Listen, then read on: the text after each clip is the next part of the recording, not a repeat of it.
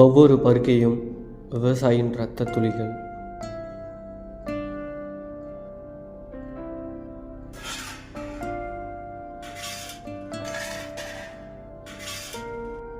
ஒரு கை சோறு தான் இருக்கும், கையத்துக்கு பால் மாறிக்கின்னு புள்ளி எப்படி வளர்த்து வச்சுக்கணும் வர கேட்க மாட்டா.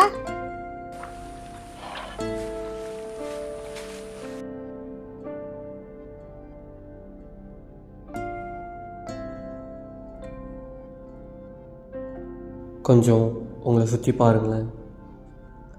எப்பயோ போட்ட பிஸ்கெட்டு, கொஞ்சமாக சோறு, அடித்து துருத்தினாலும் கள்ளம் கப்படம் இல்லாத பாசத்துக்கு எங்கும் வாயிலா ஜீவன் உங்களை நம்பி தான் இருக்குது.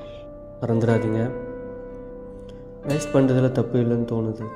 கைப்பிடி சோறு தானே.